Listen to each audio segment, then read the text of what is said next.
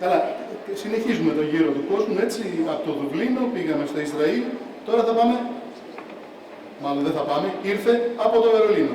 Είναι Παύλος, Παύλο. Έλα Παύλο, Παύλο Kuznyetsov. Είναι Product Manager Martech στη Zalando και θα μας μιλήσει για το μέλλον των προϊόντων της Martech. This is for you. Oh, welcome.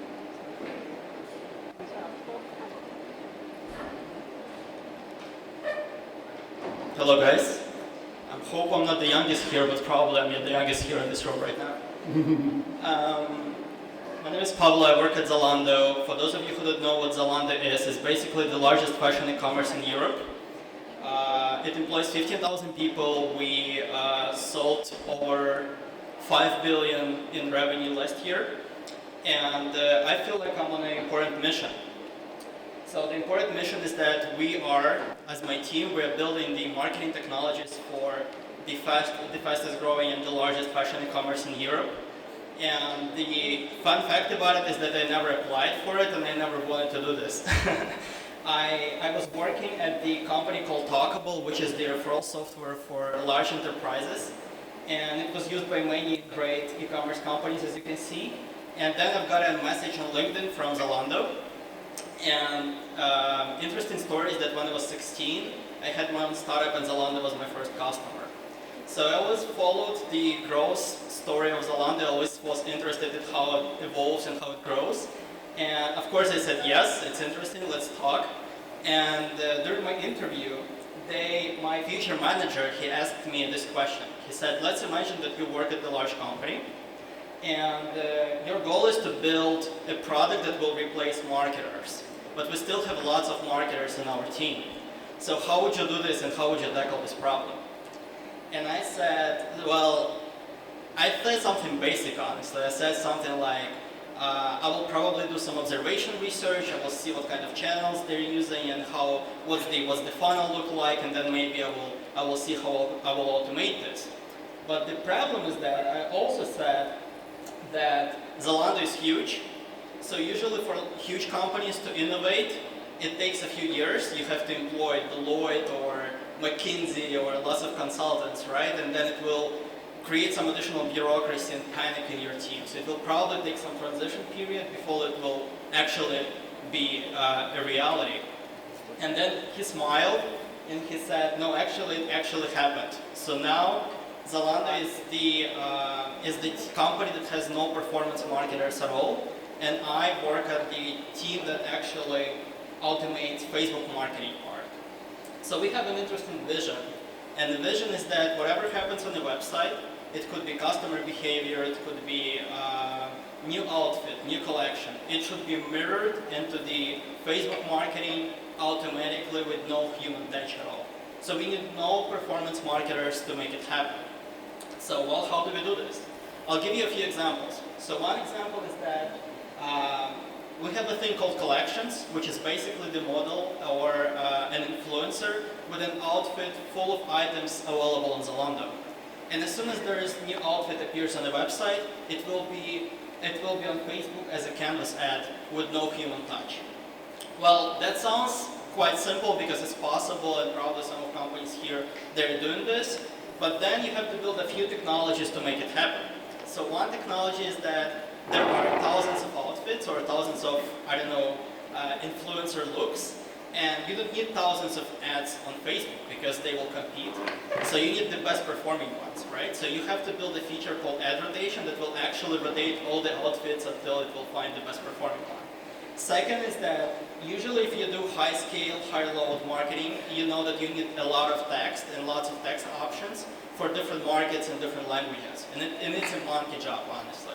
So what we do is that we have a feature called text corpus that actually rotates all the text options based on the market, on the language, on the intent, etc. So we don't have to look at it. So as soon as there is a new campaign or new ad set, it will automatically put the right text there.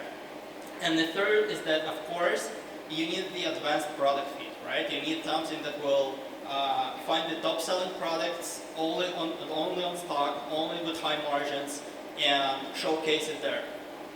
Well, one more example is that if you do lots of performance, probably some of the audience here, you do lots of performance.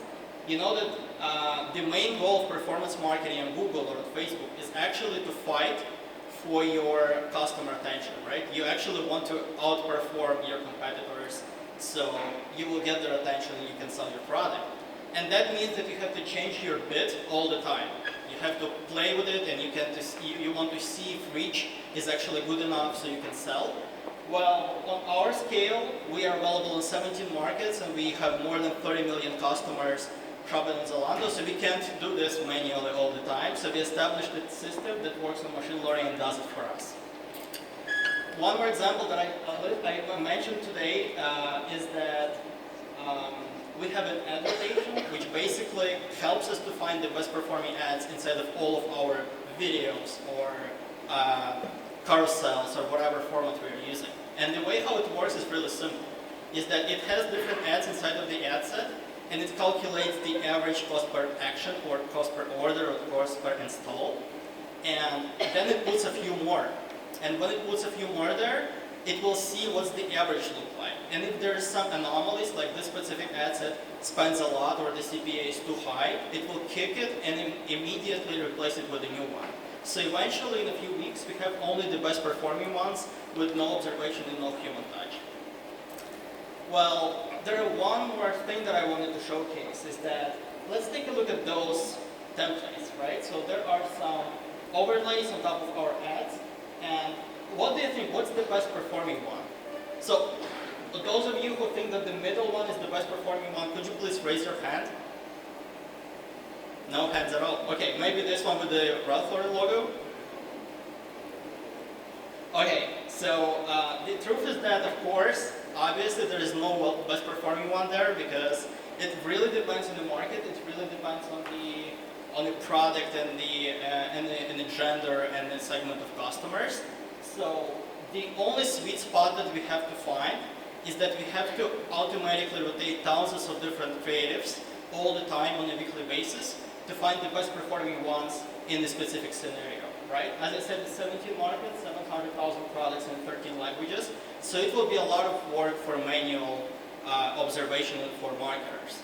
So what we established is that we created a system that does all the significance testing and all the automated testing for us, and this is how it works. So as soon as there is a new ad set appears, it will be cloned into a few copies, and the only thing that will change is the creative. It could be text option or overlay.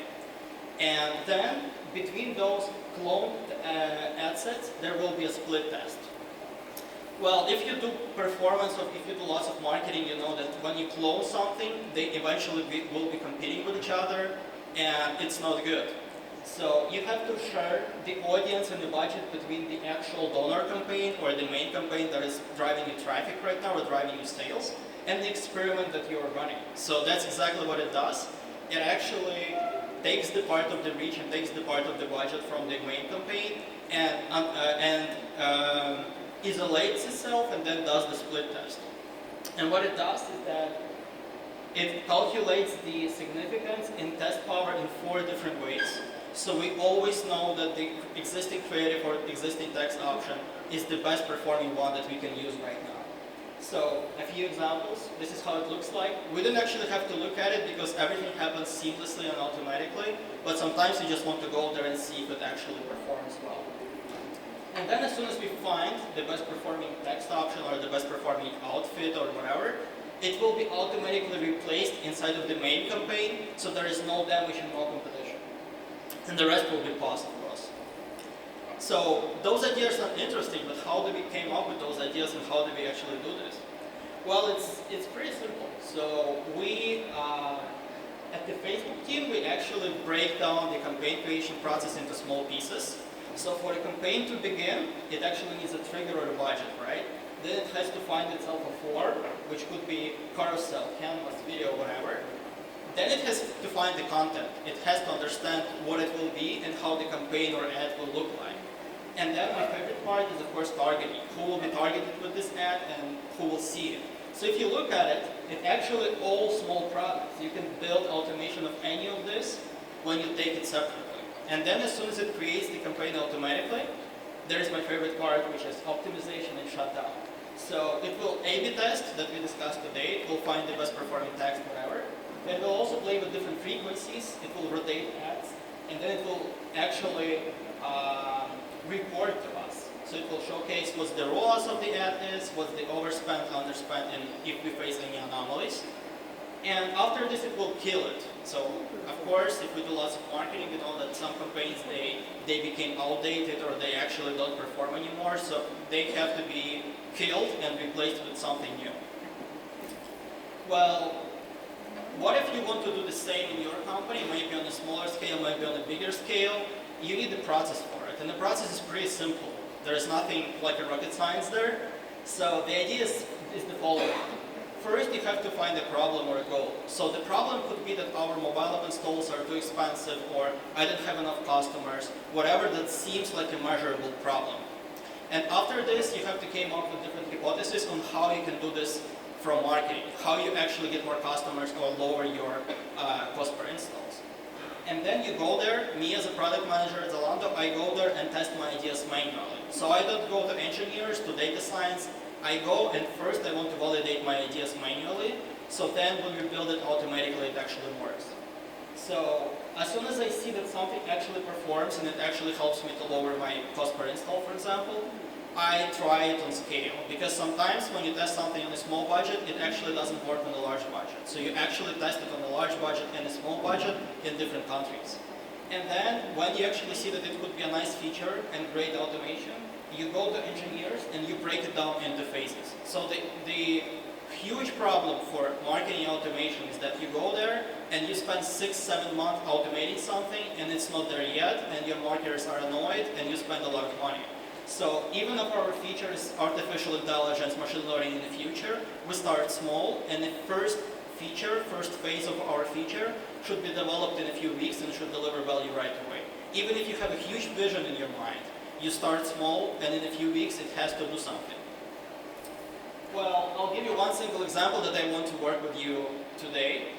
So let's sell this code actually. So I have a research that tells me that when you target people on Facebook that are more likely to buy, for example, you use objective purchase, there is also customers who are more likely to add something to cart, and there are a huge audience of people who are more likely to click. So usually e-commerce businesses, they target purchase as an objective, and you actually set the CPA of purchase because you want to drive sales. But it also means that you have the smallest reach, because Facebook can't find so many people who are ready to buy right away within your conversion window. So I have an idea as a product manager that when I create a campaign that actually targets different goals, which could be purchase plus add to cart plus click plus add to wish list, I will get more people because I will tackle the whole audience of Facebook. And I have to validate this idea because there are some circumstances that maybe damage my idea or actually doesn't make it work. So I create a split test manually, and I have one campaign that is targeting all the purchases and another campaign targeting different goals, and I split the budget between them, so it's a fair split.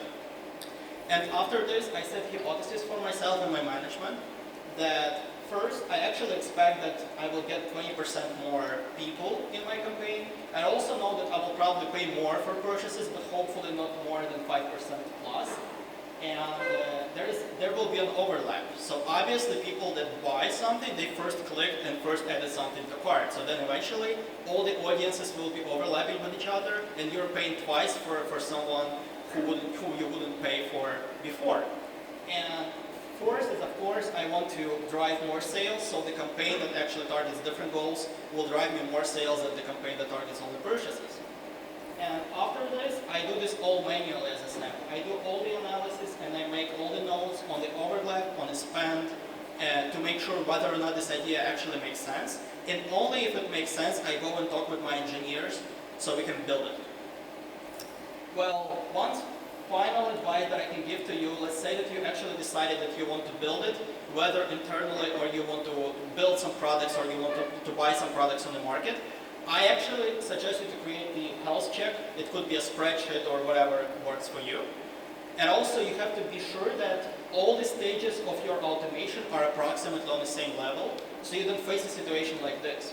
So the problem of this situation is that you have something that is so advanced, it happens on the fly, but the rest is semi-manual or manual, so it's still not simplifying your processes. You still have lots of people doing some monkey job, but you have some advanced bid automation system. So I actually suggest you that you create this, and you make sure that everything that happens in your marketing is on the same level of automation. Otherwise, it's not a Lego and you can't bring it all together. Thanks a lot.